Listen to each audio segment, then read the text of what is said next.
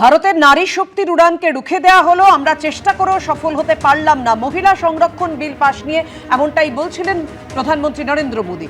আমি এখানে মিতাদির কাছে আসবো। মিতাদি, প্রধানমন্ত্রী বলছেন যে মিথ্যের আশ্রয় নিয়ে আপনারা রাজনৈতিক প্রচার করেছিলেন আর তার সাজা আপনাদের এই নারী শক্তি দেবে, মা বোনেরা দেবে। ভ্রূণ হত্যা, পরজীবীর মতো শব্দ ব্যবহার করেছেন প্রধানমন্ত্রী নরেন্দ্র মোদী। পাপের সাজা আপনাদের পেতেই হবে, মানে কংগ্রেসকে পেতে হবে। দেখুন, প্রধানমন্ত্রীকে আজকে একটু কনফিউজ মনে হলো। কেন বলছি, উনি একবার বললেন যে আমাদের নাকি রাজনৈতিক রেলিভেন্স কমে গেছে, জাতীয় কংগ্রেস আর রাজনৈতিকভাবে রেলিভেন্ট নেই। অথচ গত আধ ঘন্টায় উনি কতবার কংগ্রেসের নাম জপেছেন। আমার তো মনে হলো মহিলা সশক্তিকরণে মহিলাদের সম্বন্ধে কথা না বলে, ওনার ভিশন দেশের সামনে না রেখে উনি শুধু জাতীয় কংগ্রেসের আলোচনা করলেন। এনিওয়েজ, উনি বলেন যে মহিলা সশক্তিকরণের জন্য জাতীয় কংগ্রেসের কোনো অবদান নেই। এটা বোধহয় ভুলে গেছেন যে রাজীব গান্ধী ছিলেন যিনি পঞ্চায়েত লেভেলে 33% সংরক্ষণের আইন এনেছিলেন। উনি হয়তো ভুলে গেছেন যে 2010-এ যখন এই মহিলা সংরক্ষণের বিল রাজ্যসভায় পাস হয়, তখন দেশের প্রধানমন্ত্রীর নাম ছিল কংগ্রেসেরই নেতা ডক্টর মনমোহন সিং। উনি হয়তো ভুলে গেছেন যে মহিলা সংরক্ষণের বিল কিন্তু আজকের দিনে একটা অ্যাক্ট, সেই বিল কিন্তু 2023-এ লোকসভায় পাস হয়ে গেছে এবং তাতে জাতীয় কংগ্রেসেরও সমর্থন ছিল। আজকে মহিলা সংরক্ষণ বা মহিলা সশক্তিকরণের পেছনে আড়ালে যে বিলটাকে উনি সত্যিকারে নিয়ে এসেছিলেন সেটা হচ্ছে ডিলিমিটেশন বিল। এটা ওম্যান রিজার্ভেশনের বিল নয়। কাজেই মিথ্যে কথা বলে মানুষকে কিভাবে মিসলিড করা যায় সেটা বিজেপি ভালো করে জানে এবং দেশের প্রধানমন্ত্রী সেটাতে নেতৃত্ব দিচ্ছেন। আজকে ডিলিমিটেশনের বিল এনে পুরো দেশের রাজনৈতিক ম্যাপটাকে বদলে দেওয়ার যে প্রচেষ্টা উনি করেছিলেন, মহিলাদেরকে সামনে রেখে, মহিলা সংরক্ষণকে সামনে রেখে, কারণ মহিলা সংরক্ষণের বিল তো অলরেডি অ্যাক্ট হয়ে গেছে, সেটা নিয়ে আর নতুন করে ডিবেট করার কোনো জায়গা নেই। এবং সেখানে জাতীয় কংগ্রেস এবং বহু রাজনৈতিক দল যারা অপোজিশনে আছে তারা সমর্থন দিয়েছে। কিন্তু আজকে যে ডিলিমিটেশনের বিল উনি এনেছেন, সেন্সাস না করে ডিলিমিটেশনের যে কথা প্রস্তাব উনি সামনে রেখেছেন, সেটা আমাদের দেশের রাজনৈতিক ম্যাপ যাতে না বদলায় এভাবে, সেটার জন্য আমরা তার বিরোধিতা করেছি এবং আমরা সেই বিরোধিতার জায়গায় রয়েছি। আমরা ডিলিমিটেশনের বিলের আজকে বিরোধিতা করে সেটাকে আমরা ব্যর্থ করেছি। ওম্যান রিজার্ভেশনের বিলের সাথে এটার কোনো সম্পর্ক নেই। ওম্যান রিজার্ভেশনকে সামনে রেখে একটা হতিয়ার করে উনি ভেবেছিলেন, হয়তো এটা ওনার পলিটিক্যাল মুভ ছিল, যে উনি পুরো দেশের রাজনৈতিক পলিটিক্যাল ম্যাপটাকে বদলে ফেলতে পারবে। কিন্তু এত সহজ নয়। ওনার 2/3 সাপোর্টের দরকার ছিল, সেটা উনি পাননি এবং তার রেজাল্ট আজকে দেশের সকলের সামনে। একদম, আমি বিমলদার রিয়াকশন নেব, তবে তার আগে উপাসনার কাছে যাব আমি, কারণ কংগ্রেসের সঙ্গে তৃণমূলকেও আক্রমণ করেছেন নরেন্দ্র মোদী।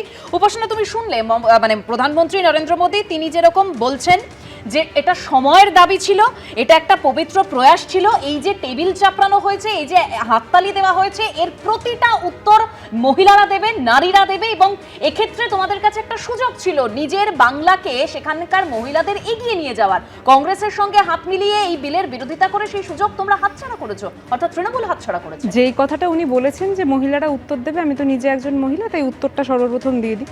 ওম্যান রিজার্ভেশন বিলের জন্য লড়াই করেছিলেন 1998 সালে একজন নারী, অর্থাৎ সেই মহিলার নাম মমতা বন্দ্যোপাধ্যায়। এটা উনি জানেন কিনা আমি জানি না।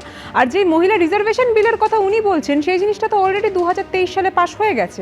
আমি তখন বুঝতে পারছি না যে হঠাৎ করে মহিলা রিজার্ভেশন বিলকে সামনে রেখে তার পরবর্তীতে ওনার বক্তব্যের মধ্যে প্রত্যেকটা ক্ষেত্রে মহিলা মহিলা মহিলা মহিলা মহিলা কথাটা উল্লেখ হলো এবং তার মধ্যে উনি একটা কথা খুব সুন্দরভাবেই তার ছলে বা কৌশলে প্রকাশ করে দিলেন যে ডিলিমিটেশনের যে গোটা তথ্যটা, সেই জিনিসটা আমাদের ভারতবর্ষের জন্য কতটা জরুরি। আমি সর্বপ্রথম বলতে চাই, যখন বিলটা অলরেডি পাশ করে দেওয়া হয়েছে 2023 সালে, তাহলে কেন এই 543টা সিটসের মধ্যে সেই 33%টা অ্যাপ্লাই হচ্ছে না? কেন হচ্ছে না সেই জিনিসটা আমি আপনাকে বলে দিই।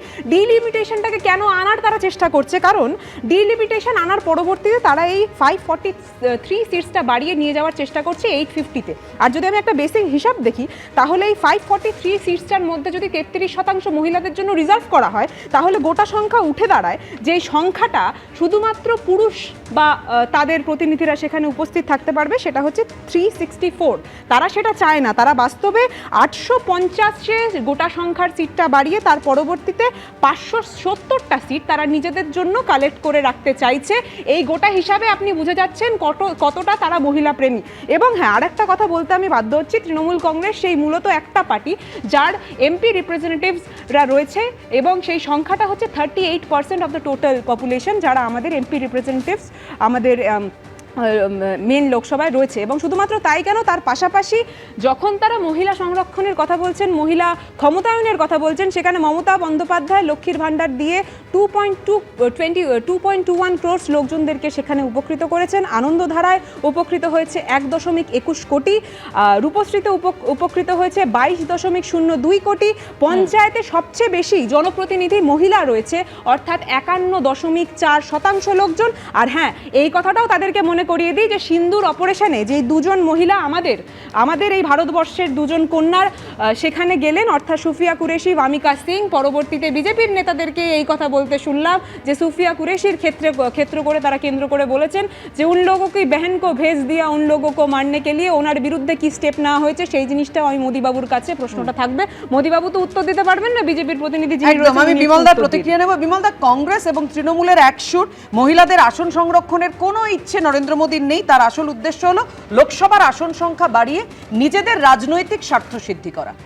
না, মাননীয় প্রধানমন্ত্রী তো তার বক্তব্যে বললেন প্রত্যেকটি অঙ্গরাজ্য তার আনুপাতিক হারে সিট বাড়বে, যা আছে সেই অনুযায়ী সিট বাড়বে, সেটাও বলা হয়েছিল। আর এর আগের যে বিলটা পাস হয়েছে নারী শক্তি বন্ধন অধিনিয়ম, সেই তার সঙ্গে সিট বাড়ানোরটা তো একসঙ্গে রাখা আছে আগের বারে, তাই সংশোধন করতে গেলে তো একসঙ্গেই ওটা সংশোধন করতে হবে। কোনো বিলকে তো টুকরো টুকরো করে সংশোধন করা যায় না। যেটা লক্ষ্য ছিল সেটা হচ্ছে অবিলম্বে মহিলাদের জন্য আসন সংরক্ষণ, কিন্তু সেটা এই একাধিক দল যারা এটাকে আটকে দিল, মহিলাদের বিচারের মুখোমুখি ওদের হতে হবে। আমি একটা কথা বলি, তৃণমূল কংগ্রেস এর আগে কি করেছে। এর আগে কংগ্রেসের আমলে প্রত্যেকটা নাটক দেখতাম, সেই বিলটা পেশ করা হতো, দুটো রাজনৈতিক দল বিশেষত আরজেডি এবং এসপি সেই বিলের কপি নিয়ে ছিঁড়ে ফেলে দিত। মমতা ব্যানার্জি সেই সময় মুখে বলতেন যে এই বিলকে নীতিগতভাবে সমর্থন করি, তার সঙ্গে বলতেন যে এখানে সংখ্যালঘুদের সংরক্ষণ চাই। এই বিলের মধ্যেও ভালো করে শুনে রাখুন, চাইলে আমি আপনাদের কাছে প্রমাণ দেবো, নেটে দেখুন, তিনি সংখ্যালঘুদেরও সংরক্ষণ চেয়েছিলেন এই মহিলা বিলের মধ্যে। This is Trinamool Congress. ফলে আজকে তারা যে বাধা দেবে এটা তো অস্বীকার করার উপায় নেই। মহিলাদের সামনের দিকে এগিয়ে আনার যে একটা সুযোগ ছিল, এই দলগুলো সেটাকে আটকালো নিজেদের ক্ষুদ্র রাজনৈতিক স্বার্থে। গোটা ভারতবর্ষে কংগ্রেস নিজেকেই কংগ্রেস মুক্ত ভারতের দিকে নিয়ে যাচ্ছে। তাদের সামনে একটা সুযোগ ছিল মানুষের কাছে পৌঁছানো, তাদের যদি কপালে নিজেরাই দুর্গতি ঘটায় আমাদের কিছু করার নেই।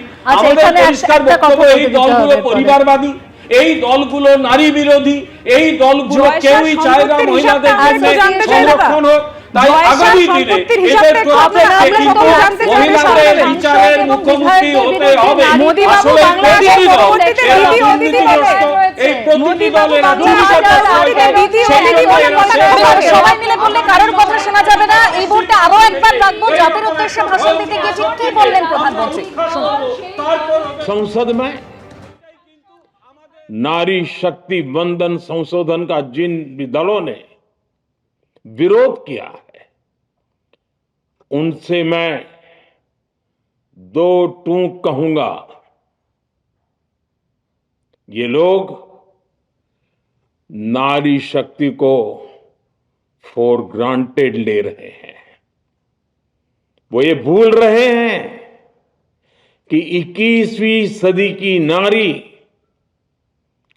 देश की हर घटना पर नजर रख रही है। वो उनकी मंशा भांप रही है और सच्चाई भी भली भांति जान चुकी है। इसलिए महिला आरक्षण विरोध करके जो पाप विपक्ष ने किया है, इसकी उन्हें सजा जरूर मिलेगी। इन दलों ने संविधान निर्माताओं की भावनाओं का भी अपमान किया है और जनता द्वारा इसकी सजा से भी वो बच नहीं पाएंगे। আমি এখান থেকে বিশ্বনাথ দার কাছে যাব। বিশ্বনাথ দা, মানে কি মনে হচ্ছে কেন বিজেপি এই ঝুঁকিটা নিল, যেখানে বিজেপি জানতো যে ভোটাভুটিতে তাদের হার প্রায় নিশ্চিত, 2/3 মেজরিটি তারা পাবে না? কোথাও গিয়ে কি মনে হচ্ছে যে বিজেপি এই বার্তাটা স্পষ্ট করতে চাইছিল যে কারা মহিলা বিরোধী, সাধারণ মানুষ সেটা বুঝুক? কোথাও গিয়ে কি একটা কৌশল বলে মনে হচ্ছে ভোটের মুখে? না দেখো, মানে এটা কিন্তু খুব বিস্ময়, এটা আমি এত সরলীকরণ করলে হবে না। এবং আমি দিল্লিতে একাধিক রিপোর্টারের সাথে কথা বলেছি এবং অভিজ্ঞ মানুষের সাথে কথা বলেছি, তারাও কিন্তু বুঝতে পারেনি, বিজেপির শীর্ষস্থানীয় অনেক নেতাই কিন্তু বুঝতে পারেননি যে এই সময় হঠাৎ করে বিলটা আসলো কেন। এবং নরেন্দ্র মোদী কালকের দুটোর সময় টুইট করলেন, মানে যেটাকে এখন এক্স হ্যান্ডেল বলে, টুইট করে এক্স হ্যান্ডেলে সবাইকে অনুরোধ করলেন, সমস্ত বিরোধী দলকে, যে আপনারা সমর্থন করুন এই বিলের। তার মানে নরেন্দ্র মোদী নিশ্চিত ছিলেন যে তার কাছে সংখ্যা নেই, 2/3 মেজরিটি নেই। তাহলে তারপরে উনি মানে এই ঝুঁকিটা নিলেন কেন, বা সংসদে ডিফিট হলেন কেন?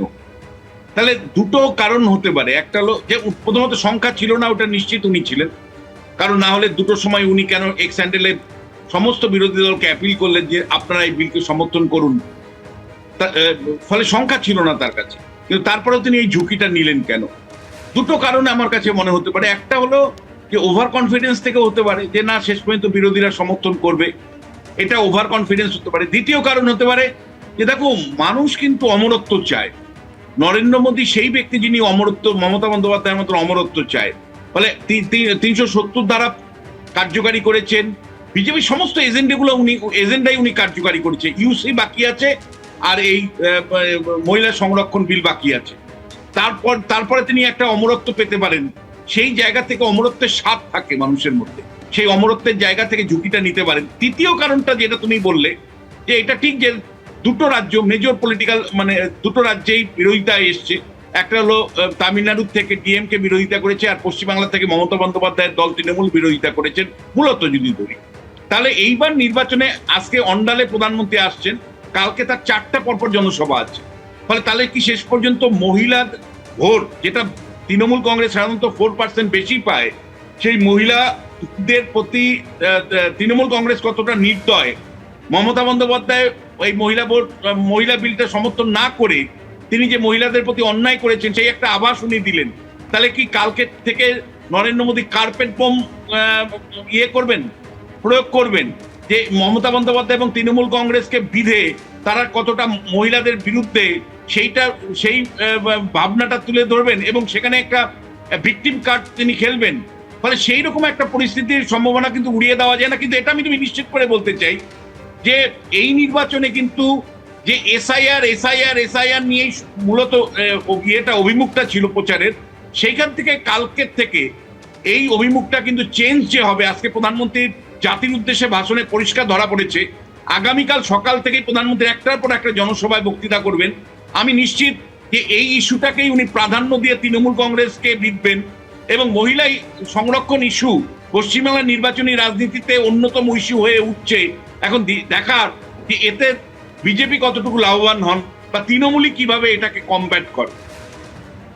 একদমই বিশ্বনাথ দা যে কথা বলছিলেন, প্রধানমন্ত্রী নরেন্দ্র মোদী প্রত্যেকটা বক্তব্যের প্রত্যেকটা অংশে বুঝিয়ে দিয়েছেন যে বিজেপি কতটা আগ্রহী, কেন্দ্র কতটা আগ্রহী এই মহিলা সংরক্ষণ সংশোধনী বিল পাশ করতে। বিমল দা কিছু বলতে চাইছেন? আমি একটা কথা বলি, সেটা হচ্ছে এই বিলটা তো না হয় 16, 17, 18 এই 3 দিন রাখা হয়েছিল। মহিলাদের জন্য ভারতীয় জনতা পার্টি কি করতে চায় সেটা জানতে গেলে এবারে আমাদের যে সংকল্পপত্র, যাকে আমরা বলছি ভরসাপত্র, সেটা ভালো করে পড়তে হবে। মহিলাদের জন্য 3000 টাকা আমরা অনুদানের কথা বলেছি। আমরা বলেছি মহিলাদের জন্য সরকারি চাকরিতে 33% সংরক্ষণ করব পশ্চিমবঙ্গে। আমরা বলেছি যে মহিলারা গর্ভবতী মহিলা, তার জন্য 21000 টাকা আমরা দেবো। যে মহিলারা যারা কাজ করতে গিয়ে কেউ ঋণে জড়িয়ে গেছেন, 1 লক্ষ টাকা পর্যন্ত দেওয়া হবে তাদের ঋণ মুক্তির জন্যে। তাই মহিলাদের জন্য ভারতীয় জনতা পার্টি যা করছে সেটা তো নতুন কোনো কথা নয়। তারই একটা অংশ ছিল যে মহিলা সংরক্ষণ বিলটাকে যাতে আরও একটু এগিয়ে আনা যায়, কিন্তু এই বিরোধী দলগুলোর জন্য সেটা হলো না। এবং এটা ডেফিনেটলি মানুষের কাছে আমরা এটা নিয়ে যাবই, মানুষকে বলবোই যে এই দলগুলো কেমন মহিলা বিরোধী আপনারা দেখুন। দেখুন, উনি যে কথাগুলো বলছেন সেটা ওই ম্যানিফেস্টোর কথা, এবং সেখানে কি কি ওনারা দেবেন সেই কথাটা উনি উল্লেখ করছেন। আমাদের প্রশ্নটা হচ্ছে একটা জায়গায়, আপনারা তো বিভিন্ন জায়গায় সরকারে রয়েছেন, সেই সব জায়গাগুলোতে কি কি দিয়েছেন মশাই, সেই হিসাবটা একটু করে দেখুন না। শুধুমাত্র তাই কেন, তার পাশাপাশি আমি জাস্ট একটা হিসাব আপনাদের সকলের সামনে তুলে ধরার চেষ্টা করছি। 2013 সাল অবধি নারীদের উপর কত সংখ্যক আঘাত পড়েছে সেটা হচ্ছে 3.09 লক্ষ। কিন্তু তার পরবর্তীতে, অর্থাৎ মোদিবাবু, যেই মোদিবাবু আমাদের সকলকে বলছে যে মহিলা ক্ষমতায়ন, মহিলা সুরক্ষার জন্য উনি নাকি এপিটম, সেই 2022-এর যেই স্টেটাসটা আমাদের সকলের চোখের সামনে উঠে আসছে সেটা হচ্ছে 4.45 যে সরকারের আমলে এই অবস্থা, যে সরকারের আমলে দক্ষিণ যেই কলকাতার সরকারের আমলে উন্নয়ন হয়, যে সরকারের আমলে লজ্জা থাকে, যে সরকারের আমলে আমরা দেখতে পাই যে বিভিন্ন রেপিস্টদেরকে গলায় উপাসনা বারবার করে বলছে তৃণমূল যে কথা বারবার করে বলে নারীদের উন্নয়নের জন্য, এই নারী সশক্তিকরণের কথা কিছুক্ষণ আগে মিতাদি আপনি বলছিলেন, যেটা প্রধানমন্ত্রী নরেন্দ্র মোদী চাইছে ক্ষমতায়নের কথা, কিন্তু সেই সঙ্গে বারবার করে এ রাজ্যেই তো উঠে আসে আরজি কর, কামদুনি, কসবার প্রসঙ্গ। দেখুন, এই রাজ্যে উঠে আসে আরজি কর, কামদুনি, কসবা ল কলেজ এবং এরকম অনেক, আপনি যদি ন্যাশনাল অ্যাভারেজও দেখেন ক্রাইম এগেনস্ট ওমেনের, এবং সেই ন্যাশনাল অ্যাভারেজের সাথে যদি আপনারা পশ্চিমবাংলার ক্রাইম এগেনস্ট ওমেন দেখেন, আমাদের কিন্তু ক্রাইম এগেনস্ট ওমেনের রেট এনসিআরবি ডেটা সোর্স থেকে কোট করছি, ন্যাশনাল অ্যাভারেজের থেকে বেশি। তো মহিলা সুরক্ষা নিয়ে তো এই রাজ্যে ডেফিনেটলি আমাদের সংশয় রয়েছে, আমাদের প্রবলেমস রয়েছে। কিন্তু একবার আমি বলে দিই, 2018 সালে অ্যাসোসিয়েশন অফ ডেমোক্রেটিক রিফর্ম বলে একটা নন পলিটিক্যাল অর্গানাইজেশন একটা রিপোর্ট বার করেছিল। সেই রিপোর্টে দেখানো হয়েছিল যে বিজেপি একটা এমন রাজনৈতিক দল যেখানে ম্যাক্সিমাম নাম্বার অফ লেজিসলেটার্স আছে, ল মেকার্স আছে, অর্থাৎ সাংসদ এবং বিধায়ক আছে, যাদের এগেনস্টে সেক্সুয়াল ক্রাইম এগেনস্ট ওমেনের এফআইআর বা কেস চলছে। তো অর্থাৎ তাদের সম্বন্ধে মোদিজি কি বলবেন? হাতরাস, উন্নাও, মণিপুর, বিলকিস বানুর কেসে যেখানে রেপিস্টরা বেরিয়ে যাওয়ার পরে তাদেরকে সংস্কারী ব্রাহ্মণ বলে বিজেপির নেতারা মাল্যদান করে, সেই ব্যাপারে মহিলা সশক্তিকরণ নিয়ে কি বলবেন? আজকে যখন কর্ণাটকা এবং তেলেঙ্গানার মতো রাজ্যে, তেলেঙ্গানাতে মহিলাদের অ্যাকাউন্টে প্রত্যেক মাসে 3,000 টাকা করে দেওয়া হয়, কর্ণাটকায় 2,000 টাকা করে দেওয়া হয়, তাদের ফ্রি বাস রাইডস দেওয়া হয়, এই সমস্ত কথা আমাদের কংগ্রেস ম্যানিফেস্টো ওয়েস্ট বেঙ্গলেও দেওয়া হয়েছে। যখন আমরা মহিলা সশক্তিকরণের কাজ করি, তার পেছনে আমাদের ট্র্যাক রেকর্ড আছে। যে কংগ্রেস শাসিত, আজকে হিমাচল প্রদেশের চিফ মিনিস্টার এখানে এসেছিল, তিনি প্রেস কনফারেন্স করেছেন, সন্ধ্যেবেলা তার ক্যাম্পেইন চলছে সেন্ট্রাল কলকাতায়, সুখবিন্দর সিং সুক্কুজি। সেই হিমাচল প্রদেশ, কর্ণাটকা, তেলেঙ্গানা যেখানে কংগ্রেসের মুখ্যমন্ত্রী আছে, সেখানে আমরা অনুদান হিসেবে কি দিচ্ছি, মহিলাদের জন্য আমরা কি সশক্তিকরণের সবাই সবার কথা বলছে, কিন্তু বাস্তব ছবিটা কি সেটা তো পরবর্তীতে অবশ্যই বোঝা যাবে। কিন্তু আজকে প্রধানমন্ত্রী নরেন্দ্র মোদী জাতির উদ্দেশ্যে ভাষণ দিতে গিয়ে তিনি স্পষ্ট বলছেন, এই যে মহিলা সংরক্ষণ বিল পাস না হওয়ায় হাততালি দিচ্ছিল বিরোধীরা, এবং বিরোধীরা যেটা করেছে সেটা টেবিল চাপড়ানো নয়, মহিলাদের আত্মসম্মানে আঘাত। শুনুন। कल देश की करोड़ों महिलाओं की नजर संसद पर थी। देश की नारी शक्ति देख रही थी। मुझे भी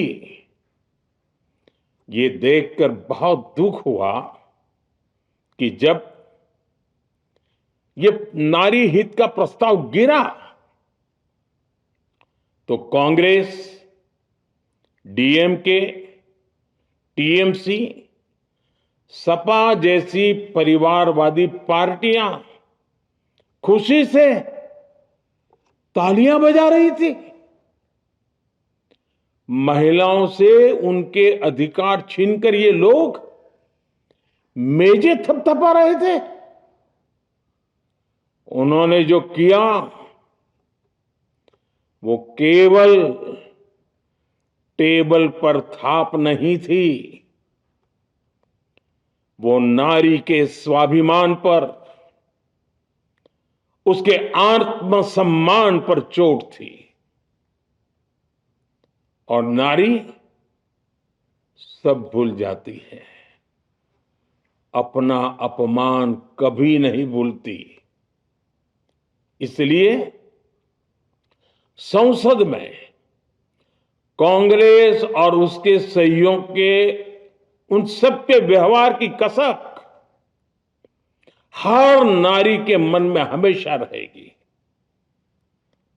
देश की नारी जब भी अपने क्षेत्र में इन नेताओं को देखेगी तो वो याद करेगी कि इन्हीं लोगों ने संसद में महिला आरक्षण को रोकने का जश्न मनाया था, खुशियां मनाई थी।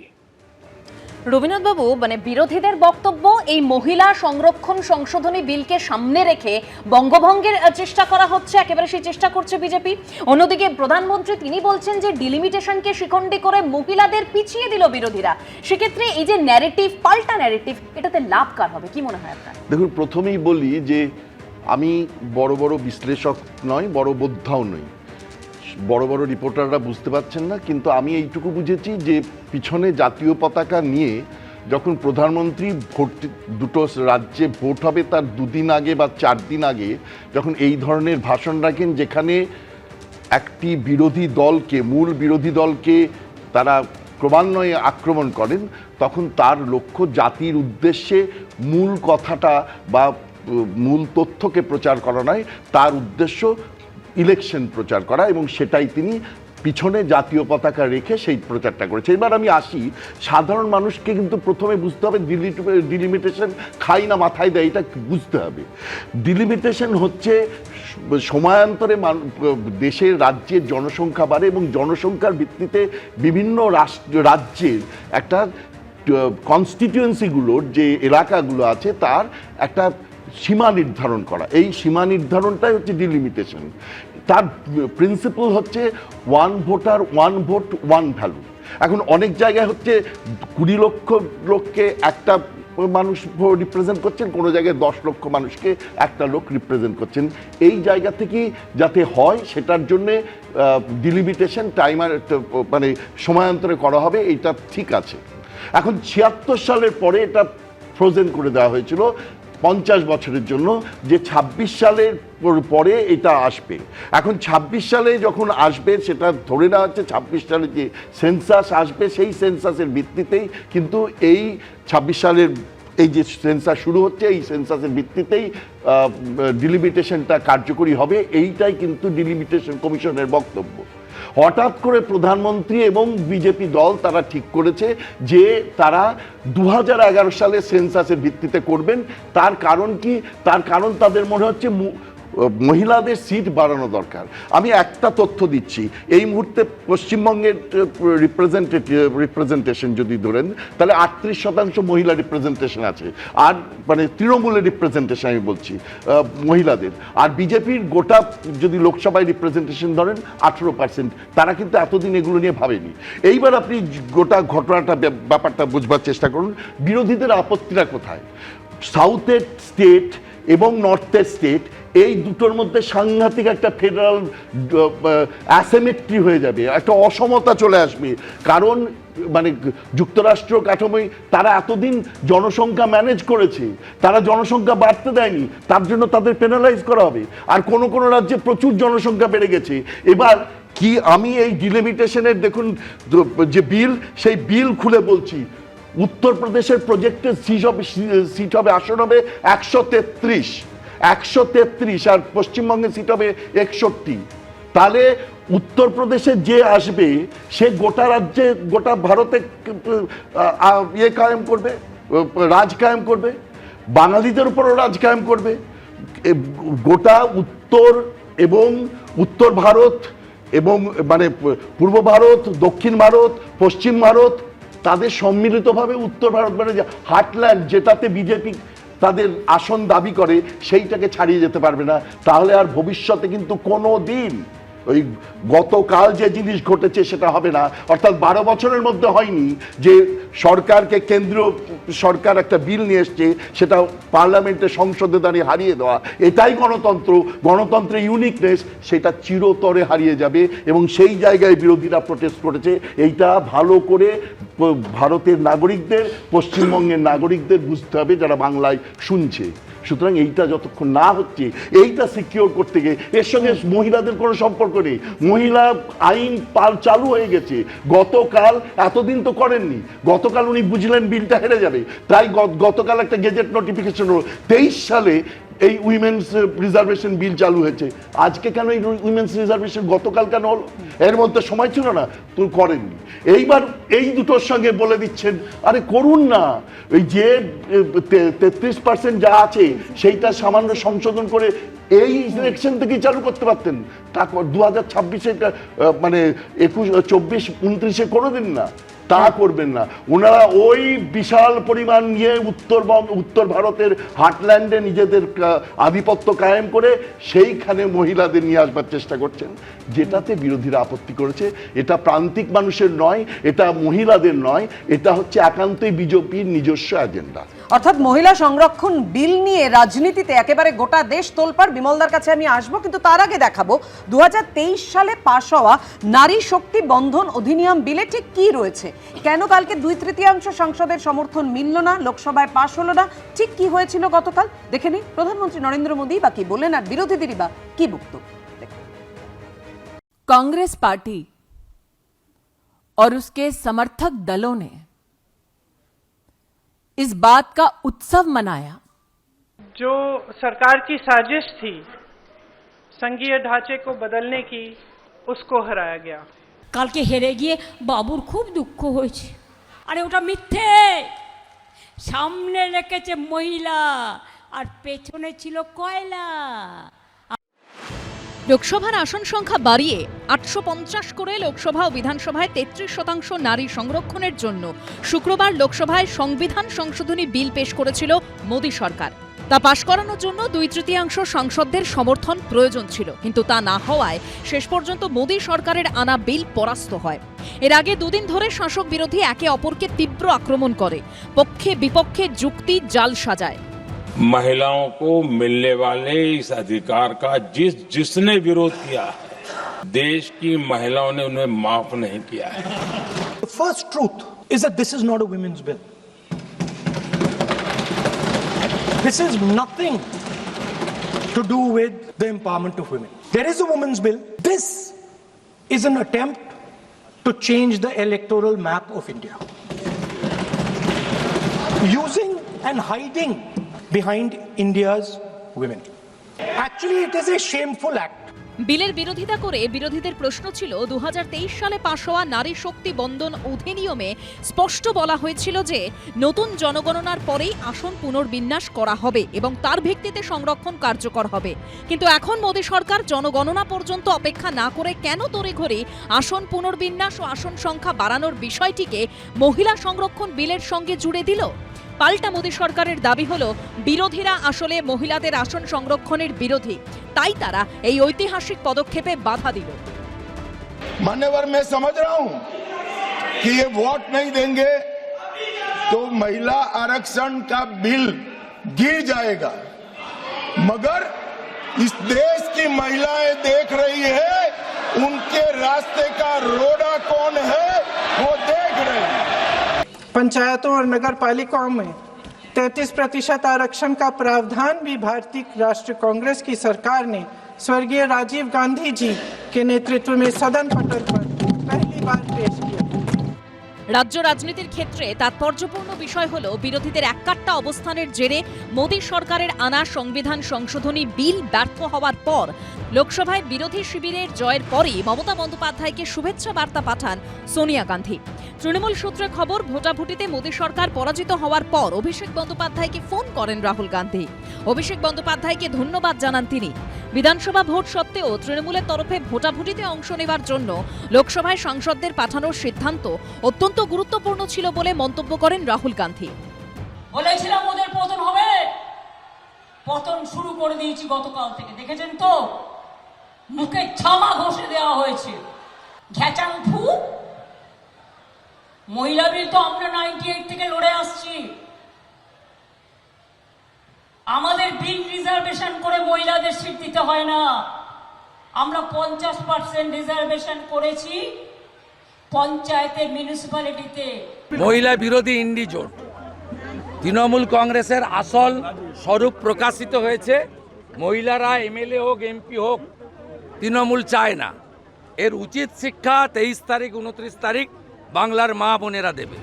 23 এপ্রিল পশ্চিমবঙ্গ ও তামিলনাড়ু দুই রাজ্যে বিধানসভা ভোট। পশ্চিমবঙ্গে মোট ভোটারের প্রায় অর্ধেকই মহিলা, আর তামিলনাড়ুতে মোট ভোটারের প্রায় 51% মহিলা, অর্থাৎ পুরুষের তুলনায় সামান্য বেশি। মহিলা সংরক্ষণ বিল এই দুই রাজ্যের ভোটে কি কোনো প্রভাব ফেলবে? আশাবুল হোসেন, বিজেন্দ্র সিংহ, রঞ্জিত হালদারের রিপোর্ট, এবিপি আনন্দ।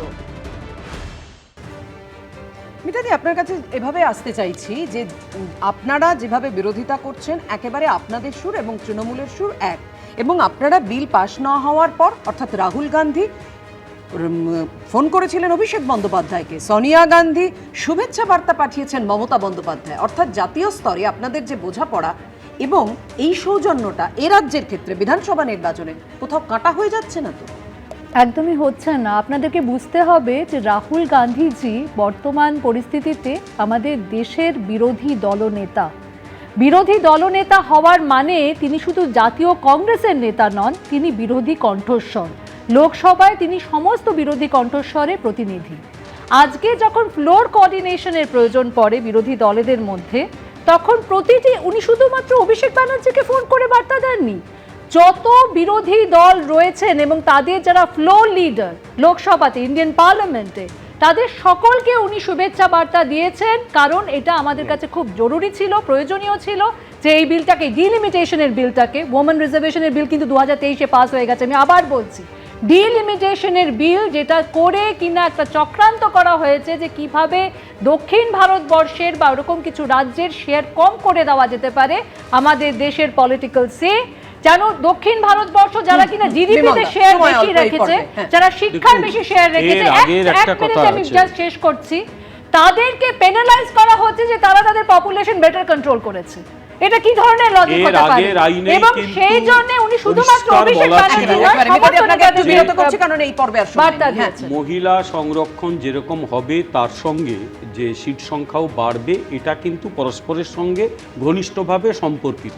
মাননীয় প্রধানমন্ত্রী পরিষ্কার আজকে বললেন প্রতিটি রাজ্যের আনুপাতিক হারে সংখ্যাটা বাড়ত, তাই দক্ষিণের রাজ্যগুলির কোথাও কোনো আতঙ্ক ছিল না, কারণ উত্তরপ্রদেশে এখন যা সেই অনুপাতে বাড়বে, তামিলনাড়ুর এখন যা সেই অনুপাতে বাড়বে, অনুপাতটা ন্যাচারালি এগুলো থেকে নারী বিরোধী আর কিচ্ছু না। আমি মহিলাদের বলবো চিনে রাখুন, উড়িষ্যায় 10 দিনের আপনারা কারেন্ট হাউসে কেন ইমপ্লিমেন্ট করছেন না?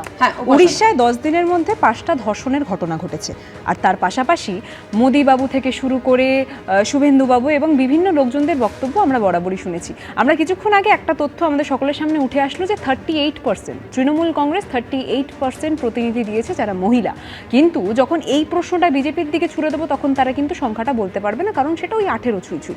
এবার ব্যাপারটা হচ্ছে, আমরা এই কথাও শুনেছি মোদিবাবুর মুখ থেকে যে উনি একটা সময় একটা মঞ্চে দাঁড়িয়ে বলেছিলেন যে উস বিধবা কা অ্যাকাউন্ট মে কিতনা পয়সা মিলা, কোট আনকোট, এই কথাটা আমি বলতে চাইছি। তার পাশাপাশি বিভিন্ন ক্ষেত্রে আমরা দেখেছি যে স্বয়ং মা দুর্গাকে অসম্মান করেছে এই বিজেপির বিভিন্ন নেতারা।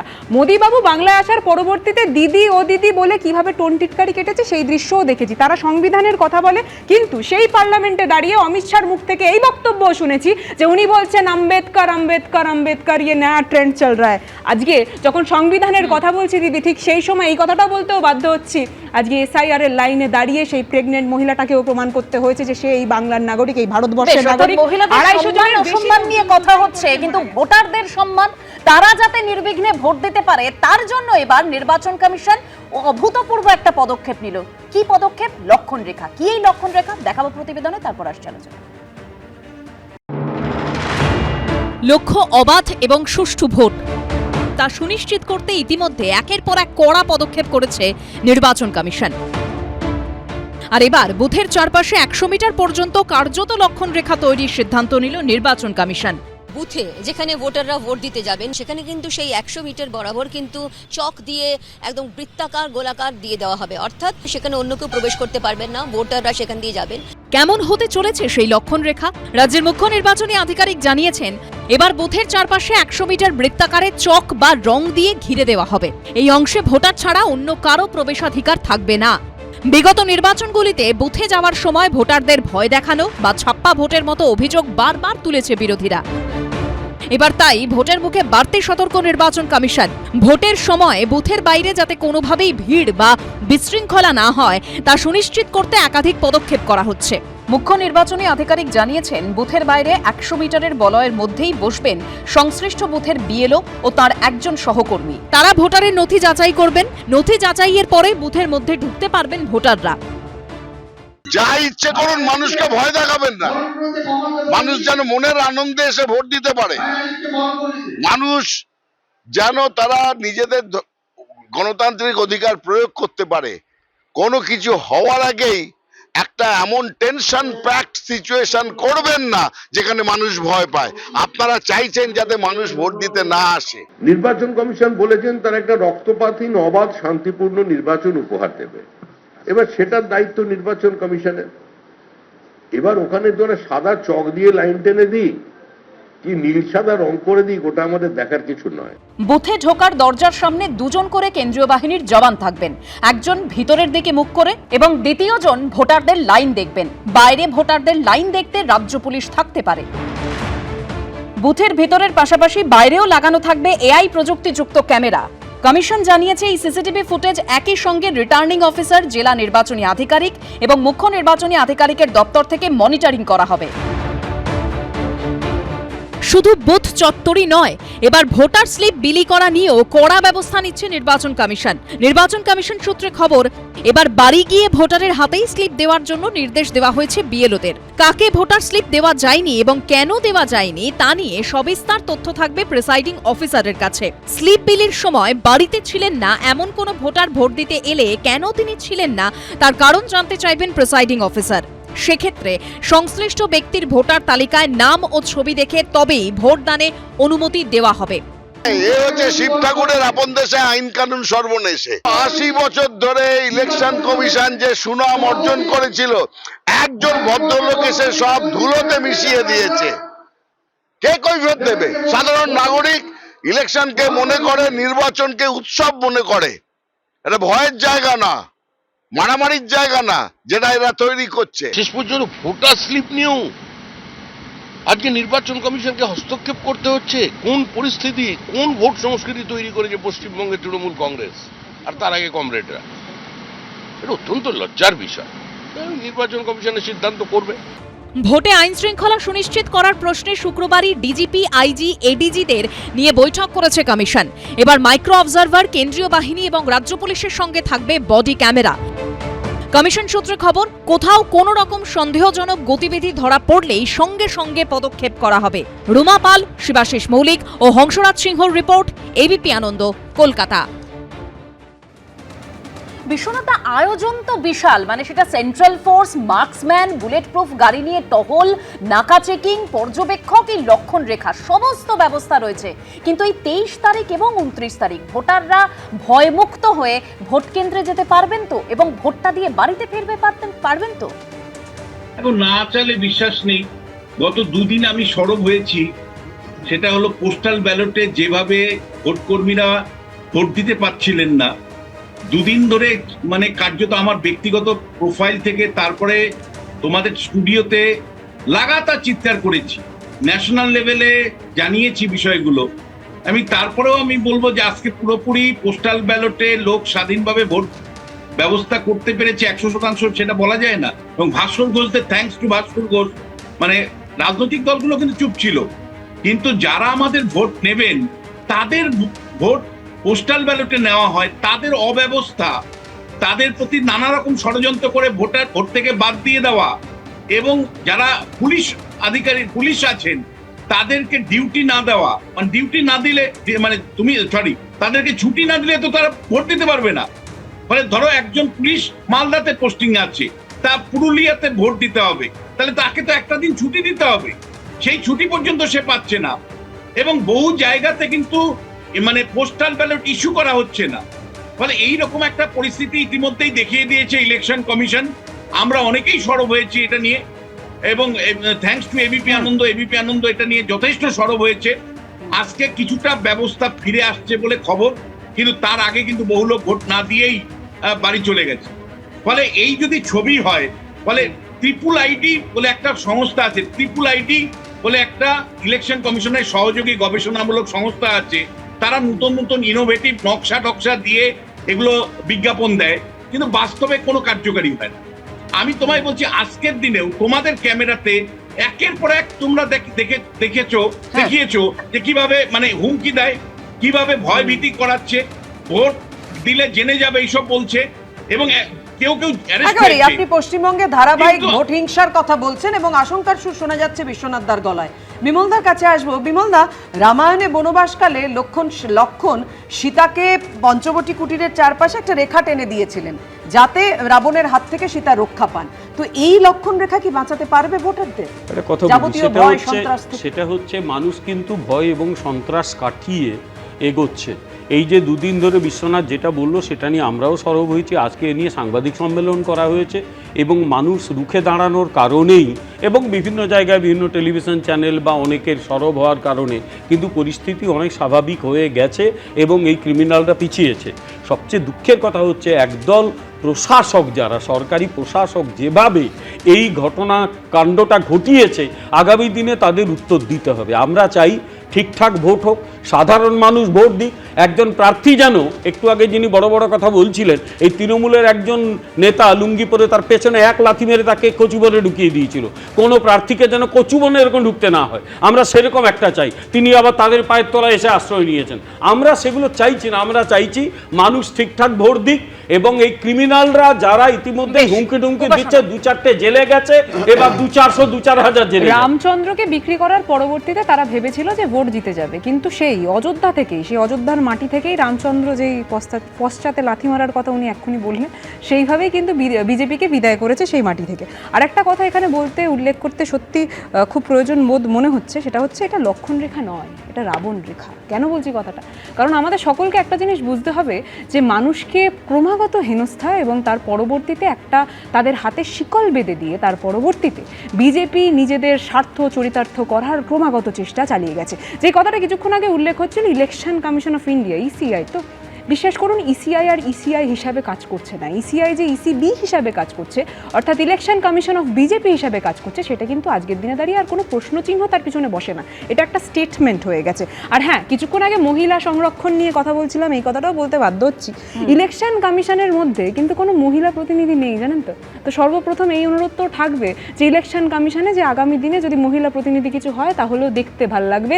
তাদের মুখে যে এত কণ্ঠস্বরে যে এত কথা উঠে আসছে মহিলা সংরক্ষণের কথা, অন্তত উপাসনাকে যথেষ্ট আত্মবিশ্বাসী দেখাচ্ছে। তৃণমূল বলছে যে ইভিএমেই পরিচয় পাওয়া যাবে, মানুষ তৃণমূলের পক্ষেই রায় দেবে। মিতাদি, তাহলে আপনারাই অভিযোগ করছেন বারবার কংগ্রেস প্রার্থীদের প্রচারে বাধা দেওয়া হচ্ছে বিভিন্নভাবে এবং হুমকির মুখে পড়তে হচ্ছে। কেন তাহলে সেটা হচ্ছে? যদি এতটাই আত্মবিশ্বাসী থাকে সরকার, এতটাই আত্মবিশ্বাসী থাকে শাসক দল? দেখুন, আমরা বহু জায়গা থেকে দেখেছি এবং আজকেও আমাদের কাছে রিপোর্ট এসেছে, আমাদের একজন কংগ্রেস প্রার্থী তাকে ধরে মারা হয়েছে। বিভিন্ন জায়গায় আমাদের পোস্টার ফ্লেক্স ছিঁড়ে ফেলা হচ্ছে, তার উপরে তৃণমূল প্রার্থীর পোস্টার লাগানো হচ্ছে, ফ্লেক্স লাগানো হচ্ছে। সেটা ধরুন ছেড়েই দিই, সেটা আমি ধরে নিচ্ছি রাজনৈতিকভাবে কিছু সন্ত্রাস হচ্ছে, কিন্তু যে ধরনের ইলেকশন আমরা রিসেন্ট পাস্টে পশ্চিমবাংলার বুকে দেখেছি, সেটা পঞ্চায়েত লেভেলে নির্বাচন হোক, বিধানসভা নির্বাচন হোক, লোকসভা নির্বাচন হোক, আমরা সত্যিকারে আন্তরিকভাবে চাইবো, এবং এটা কোনো রাজনৈতিক দলের হ্যাট পরে বলছি না, আমি একজন বাংলাতে থাকা একজন বাংলার নাগরিক, ভারতীয় নাগরিক হিসেবে বলছি, আমরা সত্যিই চাইবো যে একটা সন্ত্রাসবিহীন নির্বাচন দেখতে, যেখানে কোনো রক্তপাত হচ্ছে না, বোমা ছোড়াছুড়ি হচ্ছে না, মানুষ শান্তিতে গিয়ে ভোট দিতে পারছেন। আমরা প্রথমেই দেখেছি ইলেকশন কমিশন অফ ইন্ডিয়ার এই এসআইআর নামক এই লজিক্যাল ডিসক্রিপেন্সির নামে কিভাবে বৈধ ভোটারদেরকে বার করে রাখা হয়েছে। আমাদের ফারাক্কার যে কংগ্রেস প্রার্থী, তাকে সুপ্রিম কোর্টে যেতে হয় নিজের নাম, নিজের নমিনেশন অ্যাকসেপ্ট করার জন্য, কারণ তার নামও এসআইআর বাদ দিয়ে দিয়েছিল। তার কাছে অর্থ ছিল, তার কাছে সুযোগ ছিল, তার কাছে পাওয়ার ছিল, সে করতে পেরেছে। কত সাধারণ মানুষ এই ভোট দেওয়ার অধিকার থেকে বঞ্চিত হলো। একদিকে আমরা দেখছি ইলেকশন কমিশন অফ ইন্ডিয়া কিভাবে বিজেপির ফ্রন্টাল সেল হিসেবে ব্যবহৃত হচ্ছে, অন্যদিকে আমরা দেখছি রাজ্যের প্রশাসনকে কিভাবে অপব্যবহার করে রাজ্যের সরকার কিভাবে সন্ত্রাস করছেন, সন্ত্রাস করে এসেছেন। এবং আমি সত্যিই চাইবো যে এই নির্বাচনে অ্যাটলিস্ট আমরা যাতে সন্ত্রাসবিহীন একটা নির্বাচন দেখি, ভয়বিহীন একটা নির্বাচন দেখি। একদম, ভোটাররা ভয়মুক্ত হয়ে ভোটটা দিতে পারে কিনা তা তো 23 এবং 29 তারিখে ক্লিয়ার হয়ে যাবে, কিন্তু অবাধ ও শান্তিপূর্ণ ভোট করাতে তৎপর রয়েছে নির্বাচন কমিশন। শনিবার পুলিশ আধিকারিকদের সঙ্গে ভার্চুয়াল বৈঠক সারল নির্বাচন কমিশন, আর সেই বৈঠকে অশান্তির ঘটনা ঘটলে সঙ্গে সঙ্গে কড়া পদক্ষেপের নির্দেশও দেওয়া হয়েছে। অন্যদিকে বিধি ভঙ্গের অভিযোগে কলকাতা পুলিশের এক কর্মীকে সাসপেন্ড করেছে লালবাজার। দেখুন। 4 তারিখের পরে মোদিজির কথায় সবকা সাথ সবকা বিকাশ তো হোগা, সবকা হিসাব भी होगा। সরকার তো তৃণমূলই গড়বে, যতই ভোট কাটুন আর যতই অত্যাচার করুন। অতীতে ভোটে অশান্তিতে যুক্তদের কেন গ্রেপ্তার করা হচ্ছে না? অশান্তি হলেই দ্রুত পদক্ষেপ করতে হবে, পদক্ষেপে দেরি হলে রেয়াত নয়। একদিকে পদক্ষেপ না করায় প্রশ্ন, অন্যদিকে কড়া নির্দেশ এবং তা পালন না হলে ব্যবস্থা গ্রহণের হুঁশিয়ারি। প্রথম দফা ভোটের আগে শনিবার পুলিশ আধিকারিকদের সঙ্গে বৈঠকে এমনই নির্দেশ দিল নির্বাচন কমিশন। 23 এপ্রিল বৃহস্পতিবার রাজ্যে প্রথম দফায় 16 জেলার 152 আসনে ভোট গ্রহণ হবে। তার আগে এদিন পুলিশের আইসি, ওসি, এসপি, সিপি সহ আধিকারিকদের সঙ্গে ভার্চুয়াল বৈঠক করেন সিইও মনোজ কুমার আগরওয়াল। সূত্রের খবর, সেখানে অবাধ ও শান্তিপূর্ণ ভোট করাতে পুলিশকে আরও সক্রিয় হওয়ার নির্দেশ দেন তিনি। বলা হয়, অস্ত্র, বোমা, গুলি উদ্ধারে নজরদারি আরও বাড়াতে হবে। বোমা উদ্ধার হলে দ্রুত তা নিষ্ক্রিয় করে দিতে হবে। অশান্তির কোনো ঘটনা ঘটলেই সঙ্গে সঙ্গে পদক্ষেপ নেবার জন্য পুলিশকে নির্দেশ দিয়েছে নির্বাচন কমিশন। একই সঙ্গে স্পষ্ট জানিয়ে দেওয়া হয়েছে, পদক্ষেপ করতে দেরি হলে কাউকে রেয়াত করা হবে না। এদিনের বৈঠকে কমিশন প্রশ্ন তোলে, অতীতে ভোটের দিন যাদের বিরুদ্ধে অশান্তিতে জড়িয়ে পড়ার অভিযোগ রয়েছে তাদের কেন গ্রেপ্তার করা হচ্ছে না? প্রত্যন্ত এলাকায় বুথে পৌঁছতে পুলিশকে মোটর বাইক ব্যবহারের নির্দেশ দেওয়া হয়েছে। Election commission free, fair, peaceful ইলেকশনের জন্য যা হয়ে এসেছে এই তৃণমূলী আমলে 13 সাল থেকে 11 ক্ষমতা এসছে, 13 অনওয়ার্ডস, প্রতিটি ত্রিস্তর পঞ্চায়েত নির্বাচন, কত মানুষের মানে রক্তপাতহীন এবং লাশহীন নির্বাচন করতে গেলে তো এই বাংলার পুলিশ এবং কলকাতার পুলিশকে যে জায়গায় নিয়ে দাঁড় করিয়েছে এই মমতার সরকার, তাতে তাদেরকে দিয়ে কাজ করানো খুবই কঠিন। অন্যদিকে এদিনই কলকাতা পুলিশের এক কনস্টেবলের বিরুদ্ধে নির্বাচনী বিধিভঙ্গের অভিযোগ তুললেন বিরোধী দলনেতা শুভেন্দু অধিকারী। একটি ভিডিও পোস্ট করে শুভেন্দু অধিকারী অভিযোগ করেছেন, মোজারুল নামে এই ব্যক্তি কলকাতা পুলিশের একজন কর্মী। নন্দীগ্রামের বাসিন্দা ওই ব্যক্তি নিয়ম না মেনে ভোটার তালিকা পরিচালনা করছেন। হলদিয়ার এসডিও অফিসে পুলিশ কর্মীদের ভোটদানের জন্য সক্রিয়ভাবে ডেকে পাঠাচ্ছেন ওই কনস্টেবল। পুলিশ কর্মীদের তাদের পরিচয়পত্র ও ভোটার আই কার্ড সঙ্গে নিয়ে আসার নির্দেশ দিচ্ছেন। এটি বিধি লঙ্ঘন ও অবৈধ হস্তক্ষেপ। কর্মরত কোনো পুলিশ কর্মী ভোটার তালিকা পরিচালনা করার এখতিয়ার নেই। শুভেন্দু অধিকারীর আরও অভিযোগ, পোস্টাল ব্যালটে ভোটের প্রক্রিয়ায় প্রভাব বিস্তারের চেষ্টা করা হচ্ছে। পুলিশ সূত্রে খবর, অভিযুক্ত কলকাতা পুলিশের রিজার্ভ ফোর্সের কনস্টেবল। অনেক জেলায় ব্যালট কাগজই পৌঁছয়নি, কিছু জায়গায় তো ব্যালট বক্স গেছে, শুধুমাত্র একটা ব্যালট বক্স সিল করা আছে, 2-3টেতে তালা দেওয়া আছে আর সুতলি দিয়ে বাঁধা আছে ব্যালট বক্স, যাতে যারা ভোট দেয় ওদের ভোট আর গোপন থাকবে না। মাননীয় মেনে নিচ্ছেন আর আমরা হেরে গেছি, উনি হেরে গেছে, তাই তো লাস্টে উনি বলেই দিলেন না, বচে রহেঙ্গে তো ফির মিলেঙ্গে। পোস্টাল ব্যালট তৃণমূলের কাছে আসবে কি করে, তৃণমূল কর্মীরা নেবে কি করে? পুরোটা তো নির্বাচন কমিশন, তাদের এত রকম অবজারভার, এত ভিডিও, এত কিছু তারা নিয়ন্ত্রণ করছেন। যত দিন যাবে তত এই হাহাকার ওদের বাড়বে, এক একটা স্টেপ হবে এবং ওরা বুঝতে পারবে যে ওরা ভোটের দৌড়ে নেই। কলকাতা পুলিশের পক্ষ থেকে জানানো হয়েছে, লালবাজারকে না জানিয়েই পুরো ঘটনাটি ঘটেছে। পূর্ব মেদিনীপুর জেলা পুলিশের কাছে ইতিমধ্যেই এফআইআর দায়ের হয়েছে। কলকাতা পুলিশের রিজার্ভ ফোর্সের ওই কনস্টেবলকে সাসপেন্ড করা হয়েছে। রুমা পাল, ময়ূর ঠাকুর চক্রবর্তী ও ঝিলম করঞ্জাইয়ের রিপোর্ট, এবিপি আনন্দ। দেখুন, শাসক দল বলছে এবারে ভোটে জিতলে রবীন্দ্রসঙ্গীত তো বাজবেই, তার থেকে বড় কথা ডিজে বাজবে। আর বিরোধীরা বলছে কি, যে বদলও হবে সেই সঙ্গে বদলাও হবে। আমি রবীন্দ্রনাথ বাবুর কাছে আসবো। রবীন্দ্রনাথ বাবু, এত ঢাক গুড়গুড়, যতটা গর্জাতে আমরা নির্বাচন কমিশনকে দেখছি ততটা বর্ষাবে তো, তাহলেই তো শান্তি। আর আমাদের চাওয়া কি? প্রথমেই বলি, দেখুন নির্বাচন কমিশন কি সিদ্ধান্ত নিচ্ছেন আমি অবাক হয়ে যাচ্ছি। কারণ ওই যে 100 মিটারের মধ্যে চক দিয়ে করা, দাগ দেওয়ার কথা বলছেন, ওটা যেন একটা মাঠের মধ্যে বাড়ি থাকবে, তার 100 মিটার এদিক ওদিকে কিছু থাকবে না। আমি যে কেন্দ্রে, যে বালিকা বিদ্যালয়ের কেন্দ্রে আমি ভোট দিই, সেই বালিকা বিদ্যালয়ের থেকে মানে বুথ থেকে রাস্তা বাদ দিয়ে পরের ঘরটার ডিস্টেন্স হচ্ছে 15 মিটার। তো 15 মিটার বা 20 মিটার, তো তার মধ্যে কোথায় দাগ কাটবে, কি করবে? রাস্তা দিয়ে লোক যাচ্ছে, সেখানে রাস্তা তো বন্ধ করতে পারে না। 5 মিটারের মধ্যেও রাস্তা আছে। তাহলে এগুলো হচ্ছে অবাস্তব। আসল ব্যাপার হচ্ছে ইলেকশন কমিশনের সদিচ্ছা আছে কিনা। দেখুন, আমরা একটা কথা শুনি প্রায়ই, জ্যোতি বসুর কোর্ট একটা শুনি যে শাসক দল না চাইলে দাঙ্গা লাগে না। ঠিক তেমনি ইলেকশন কমিশন যদি সদিচ্ছা দেখাতে পারে তাহলে ভোটে কিন্তু সন্ত্রাস থাকতে পারে না।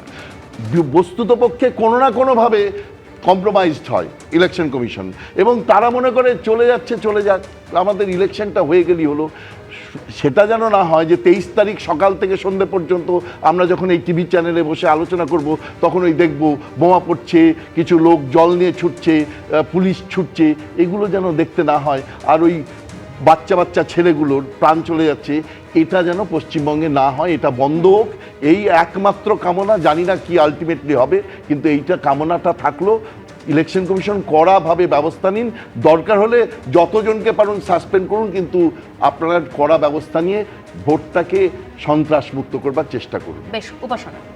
দেখুন, ব্যাপারটা হচ্ছে যে ইলেকশন কমিশনের যে অফিস, তার মাথার উপর যখন ভারতবর্ষের পতাকাটা ওড়ে, বিশেষ করুন আমরা সকলেই আশাবাদী থাকি যে ওই ভারতবর্ষের পতাকা এবং আমাদের ভারতবর্ষের জন্য, প্রত্যেকটা নাগরিকের জন্য কিন্তু তারা বক্তব্য রাখবেন, তারা কাজ করবেন। কিন্তু মূলত আমরা দেখতে পাচ্ছি তারা যেইভাবে বিজেপির স্পোক্সপারসন হয়ে কথা বলছেন, তার পরবর্তীতে সেইভাবেই কাজ করছেন।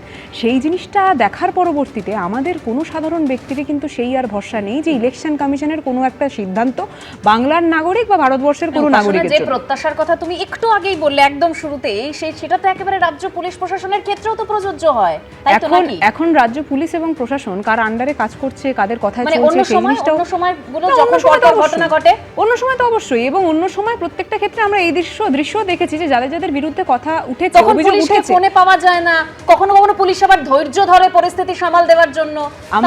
আমার কথাটা হচ্ছে যে যখন যার বিরুদ্ধে অভিযোগ উঠেছে, যখন পুলিশের কথা আপনি বলছেন যে সরকারে আছে তার আন্ডারে, বা এই যে কথাগুলো আপনারা বলছেন, আমার কথাটা হচ্ছে পুলিশ কিন্তু প্রত্যেকটা ক্ষেত্রেই এই নিদর্শন প্রকাশ করেছে যে তারা কিন্তু তাদের বিরুদ্ধে যখন কোনো একটা অভিযোগ উঠে এসেছে তখন যদি কমিশনের ব্যর্থতার কথা বলো, তাহলে পুলিশ প্রশাসনের ব্যর্থতার কথাটাও তো মানতে হবে। দেখুন, পুলিশ প্রশাসনের ব্যর্থতার কথা যখন এখানে বলা হচ্ছে, প্রত্যেকটা ক্ষেত্রে আমরা এই জিনিসও তো দেখেছি যে পুলিশ প্রশাসন যে কাজগুলো করেছে, এর উপর নির্ভর করা ছাড়া তো আমাদের কোনো উপায় নেই। কারণ নির্বাচন কমিশন সাংবিধানিক সংস্থা, এবং তাকে আমরা দাবি করব তার কাছে যে আপনি এমনভাবে ভোটের বন্দোবস্ত করবেন যাতে সঠিক ভোটটা হয়। এখানে ভোট হয়নি তা তো নয়, ভয়ঙ্কর সিপিএম এর আমলের যে আমরা 2006 সালে আফজল আমানুল্লাহ রিপোর্ট জানি এখানে কি হয়, উনি বলেছিলেন 2011 সালে সেই নির্বাচন কমিশন কিন্তু একদম ফ্রি অ্যান্ড ফেয়ার ভোট করিয়েছিল। তাই ভোট চাইলে করানো যায়। আমরা আশা করব নির্বাচন কমিশন ভোট করবে, এবং সবচেয়ে বড় কথা আপনারাও মানুষকে সাহস দিন যে আপনারা ভয় ভেঙে আসুন, একেবারে ডরকে আগে জিত হয়, আরো বেশি ইতিহাসে ঘাটতে হবে না। বিমলদা, কালিগঞ্জে বিধানসভা উপনির্বাচনের ফলাফলের দিন আমরা দেখেছি ছবিটা, ছোট্ট তামান্নার প্রাণ চলে গেছে। মিতাদি, দেখুন, কয়েকদিন আগে শ্রীরামপুরে, যেখানে প্রদেশ কংগ্রেস সভাপতি শ্রী শুভঙ্কর সরকার প্রার্থী, সেখানে আমরা অশান্তি দেখেছি, সন্ত্রাস দেখেছি। তার আগে কয়েকদিন আগে দেখলাম অধীরদার একটি কনভয় আসছিল নির্বাচনীয় প্রচার ছাড়ার পরে, সেই কনভয়েতে অধীরদার পরের গাড়ি, যেখানে সিকিউরিটি পার্সোনালরা ছিলেন, সেই গাড়িতে এসে একটা ট্রাকের সাথে একটা অ্যাক্সিডেন্ট হলো, এবং যখন পুলিশকে ফোন করা হলো প্রায় 20-25 মিনিট পুলিশকে ফোনে পাওয়া যায়নি, মানে যোগাযোগই করতে পারা যায়নি। তো যেরকম নির্বাচন কমিশন এখানে দায়ী, তেমনি রাজ্যের পুলিশ প্রশাসন এখানে দায়ী, এবং আমরা সত্যিই চাইবো যে এইবার দলমত নির্বিশেষে যাতে আমরা একটা শান্তিপূর্ণ নির্বাচন দিতে হবে। হ্যাঁ, বিশ্বনাথ, দেখো, মানে আমরা চাইবো যে রাজ্যের যে ইলেকশন কমিশন রাজীব সিনহার নেতৃত্বে আছে, যেটা পঞ্চায়েত নির্বাচনে 100 মানুষের মৃত্যুর বিনিময়ে এই পঞ্চায়েত নির্বাচন হয়েছে। আজকে তৃণমূল কংগ্রেস ইলেকশন কমিশন নিয়ে অনেক কথা বলছে, পশ্চিমবাংলা ইলেকশন কমিশনের চেহারা আমরা দেখেছি। ফলে এই 100 মানুষের মৃত্যুর বিনিময়ে যে পঞ্চায়েত নির্বাচন হয়েছিল, সেরকম আর রক্তক্ষয়ী একটা নির্বাচন আবার ফিরে আসুক। আবার রাজীব সিনহার মতন একটা সময় অফিসে আসছে, এই ছবি জানি আর না দেখতে হয় আমাদের। আমরা চাইবো একটা সক্রিয়তার সাথে ইলেকশন কমিশন যাতে মানে তার দায়িত্ব পালন করেন। একই সাথে স্টেক হোল্ডার যারা আছে, পলিটিক্যাল পার্টিগুলো, তাদেরও কিন্তু ভূমিকা আছে, মিডিয়ার যেমন ভূমিকা আছে। একদম, সবাই একসরে চাইছি গণতন্ত্রের এই উৎসবে অবাধ এবং শান্তিপূর্ণ ভোট হোক, এবং ভোট দিয়ে ভোটাররা যেন শান্তিপূর্ণভাবে বাড়ি ফিরতে পারে, এবং আর যেন তাদের হিংসার মুখোমুখি না হতে হয়। চাওয়া তো এটুকুই। আজকের আলোচনা এখানেই শেষ করছে। অন্যান্য খবরের জন্য নজর থাকুক এবিপি আনন্দে।